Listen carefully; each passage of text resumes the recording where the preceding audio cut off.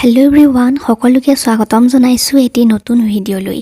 বৰষুণ ধাৰাবাহিকখনৰ আজিৰ আহিবলগীয়া খণ্ডটি চাবলৈ খুবেই ভাল লাগিবলৈ গৈ আছে, কিয়নো যোৱাটি খণ্ডত আপোনালোকে দেখিবলৈ পাইছিল অৰ্ণৱে ৰিয়ালৈ ফোন কৰি এতিয়াই লগ কৰিবলৈ আহা বুলি মাতিছিল আৰু ৰিয়া আহিলত অৰ্ণৱে তুমি মোৰ পৰিয়ালটোৰ লগত কিয় এনেই শত্ৰুতা বহাই লৈছা, তোমাৰ যি কৰিবলগীয়া আছে মোৰ লগত কৰা, কিন্তু মোৰ মা আৰু মোৰ ভণ্টিক তুমি কিয় এনেকৈ অশান্তি দি আছা বুলি ৰিয়াক ধমকি দিছিল।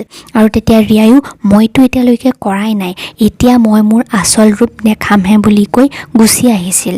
আৰু গধূলিৰ সময়ত অৰ্ণৱ ঘৰলৈ আহি থকাৰ সময়ত গুণ্ডা দুজনে অৰ্ণৱক বহুত বেছি মাৰিছিল আৰু চুৰি এখনেৰে ঘাপ মাৰিবলৈ লওঁতেই অংশুমান আহি পাইছিলহি আৰু তেতিয়া গুণ্ডা দুজন পলাই গৈছিল আৰু অংশুমানে অৰ্ণৱক ঘৰলৈ গাড়ীত উঠাই লৈ আহিছিল।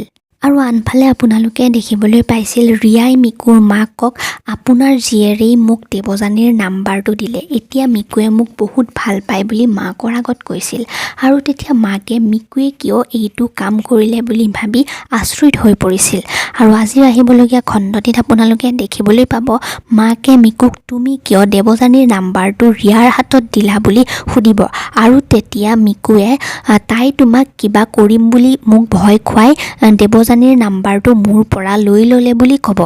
আৰু আজি আহিবলগীয়া খণ্ডটিতে আপোনালোকে দেখিবলৈ পাব অৰ্ণৱ ঘৰলৈ অহাৰ পাছত দেৱযানীয়ে আপোনাৰ এয়া কি হ'ল বুলি বহুত বেছি ভয় খাব আৰু যেতিয়া অৰ্ণৱে সকলোবিলাক কথা বিৱৰি ক'ব তেতিয়া দেৱযানীয়ে এই সকলোবিলাক ৰিয়াৰেই কাম বুলি ক'ব আৰু এতিয়া মই ৰিয়াক শুদাই নেৰো বুলি ক'ব।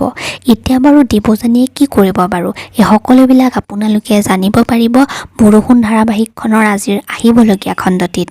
আৰু আজিৰ খণ্ডটিত ৰিয়াই বহুত বেছি চিগাৰেট খাই ঘৰলৈ আহিব। এতিয়া বাৰু মাকে ৰিয়াক কিবা কৰিব নি বাৰু, গতিকে এই সকলোবিলাক জানিবলৈ হ'লে চাই থাকক বৰষুণ ধাৰাবাহিকখন।